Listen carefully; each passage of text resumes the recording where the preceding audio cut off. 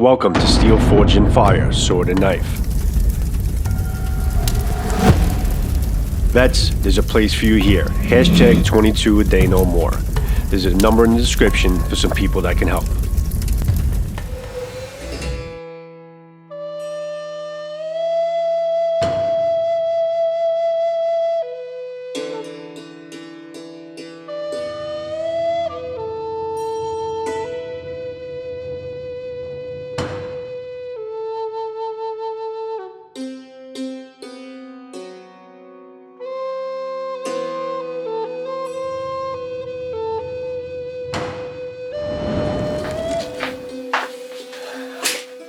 What's up, guys? Coming to you from the war room, okay? Scab's war room here in Florida. Happy to be sitting in the throne one last time before I head out to back to New York. But I was actually looking forward to coming here because I wanted to take a look at a katana that was sent to Scab from Karl, and this is more of a shout out to Karl. Karl's a great guy in our community.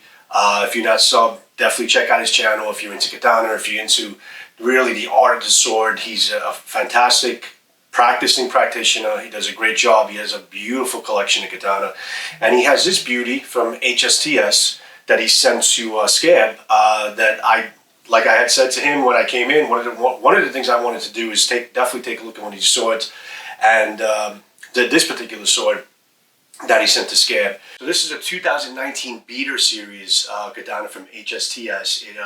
It has T8 DH 1095, it's American 1095 steel, which is great. It's got a really beautiful Suba, but size, excellent. It's got the bullhorn and the Koiguchi, Kajiri, everywhere it has to be.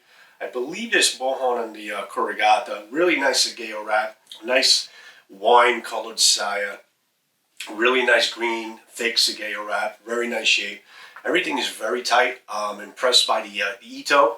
The Ito is also very, very tight, okay, even with some handling. I know that Eric Hussein had used this, and he had some really good successful doubles with it.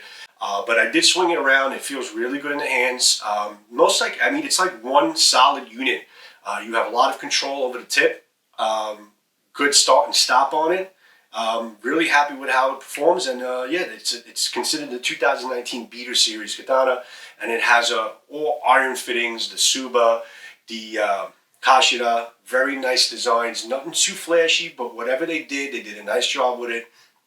Very happy with the presentation, with the knot on the Ito, the actual Samegawa. No big emperor nodes, but really good quality. I believe it's a panel wrap, but they did a nice job in kind of cutting into the wood so the panel doesn't show, to make it almost look like a full wrap. You don't see any creases from the panel. And it feels really, really good in the hands. And if you open it up, I believe the Hamon is a Segura Hamon. It's like a line, like a mid-hair or line Hamon. Very nice, very clean looking blade. It's got a distal taper all the way to the Okasaki. I believe it's a non-geometric Okasaki. The Habaki, I've seen this Habaki before. I have this type of Habaki, like a two-tone type of Habaki from Jaku, but it's very well done. But I'm really impressed with the Suba. The Suba is a really nice big piece, solid iron, again, very tight, and I love to have everything very tight. I don't like anything rattling around. It's in really good shape, and I tell you, it really does feel very good in the hands, very tight, a lot of control on the tip. Very happy with this katana, and this is definitely a beautiful gift given to Scab from Karl. It's a great memento, and it's a really nice katana to own.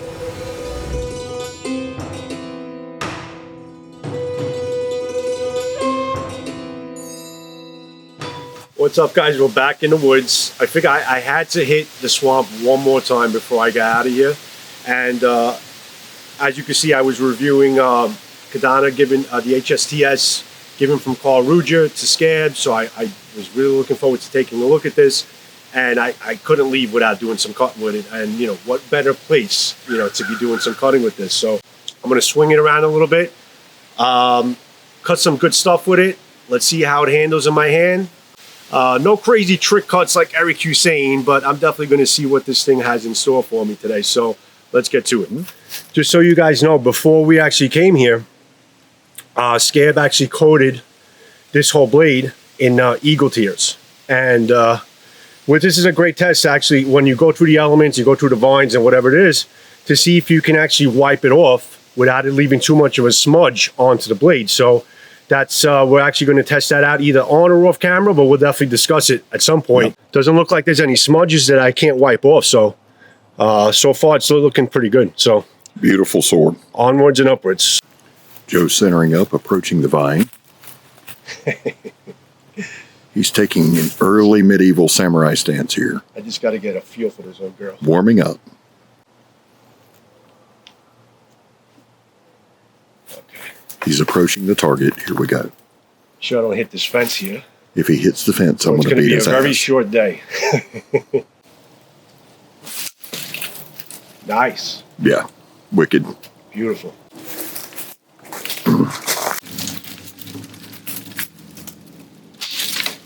Nice. All right. Beautiful. Nice. That thing's wicked, man. Well. And that's American 1095, correct? American 1095 steel. That thing's sharp as shit. Excellent concentration, my guy. Wicked.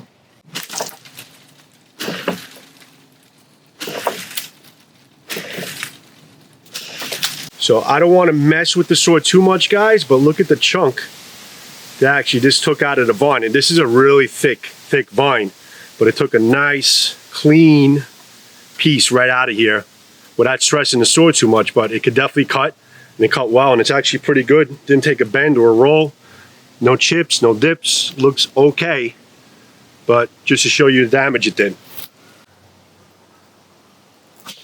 Ooh, beautiful. Nice. Beautiful. Look at that, guys. Get that in. Let me get that in. Look at that. Beautiful. Awesome job, man. This is a message to Jonathan. Do not let your son watch this video, because I don't want him to think that you can be going into the woods and cutting crap up with his katana. So, Ezekiel, you're not allowed to watch this. That's fun. That's about a 2.5 inch diameter. These are some just massive vines. We're headed back to those palmettos, guys. We'll see you there.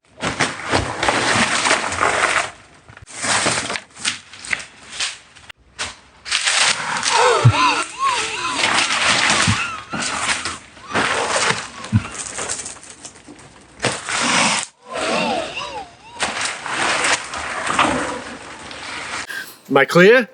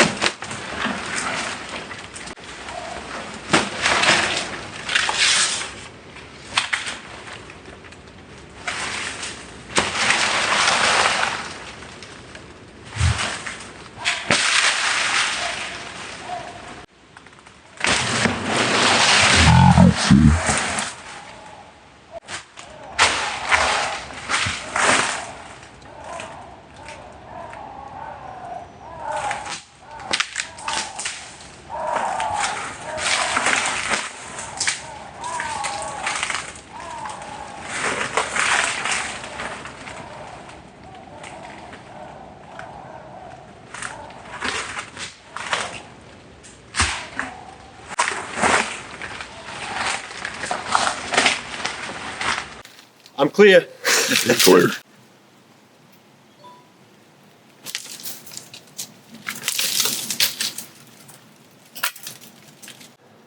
So let's just do a check of the sword. First, we're going to check the straightness.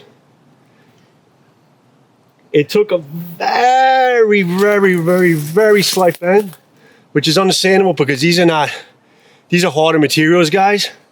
But it took a very, very, very slight bend, which is perfectly normal.